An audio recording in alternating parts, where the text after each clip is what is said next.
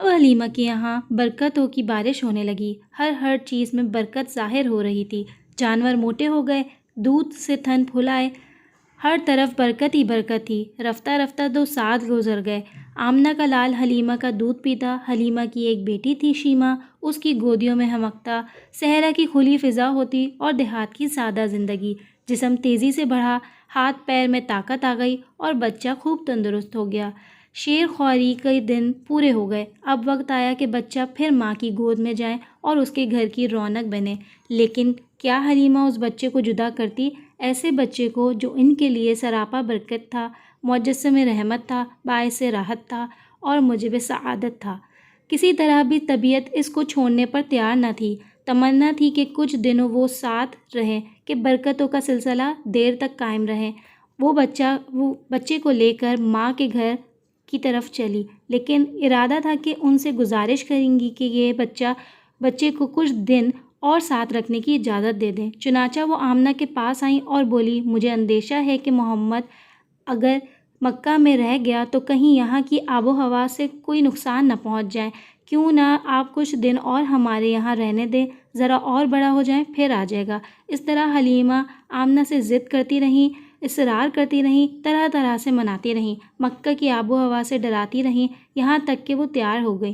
اب کیا حلیمہ کا دل خوشی سے باغ باغ ہو گیا، آنکھیں چمک اٹھی اور چہرہ بھی دمک اٹھا، اور وہ محمد کو لے کر پھر اپنے گھر آ گئیں۔ محمد پھر اسی صحرا میں آ گئے۔ اب پھر وہی کھلی فضا تھی، ریت کے ٹیلے تھے، چکنے چکنے پتھر تھے، وہی ساتھی اور وہی ہم جھولی تھے۔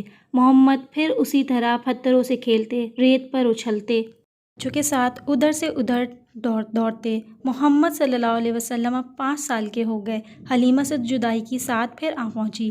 محمد سے حلیمہ کو بے حد محبت تھی، وہ سچ مچ ان کے آنکھوں کی ٹھنڈک تھے، ان کے دل کا سکون تھے۔ محمد کو بھی حلیمہ سے بے انتہا محبت تھی۔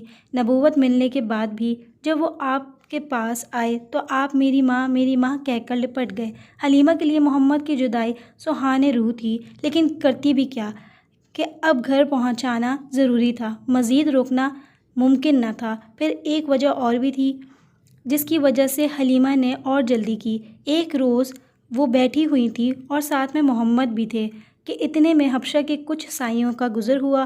بچے پر نظر پڑتے ہی وہ ٹھہر گئے، قریب آئے اور اسے غور سے دیکھنے لگے، ایک ایک چیز کا جائزہ لینے لگے۔ حلیمہ سے پوچھا بھی، کیسا بچہ ہے یہ؟ پھر وہ آپس میں باتیں کرنے لگے، اس بچے کو لے لیں، اس کو اپنے یہاں لے چلیں گے، یہ بچہ ایک عظیم انسان ہوگا، ہم خوب جانتے ہیں کہ یہ کیا بنے گا۔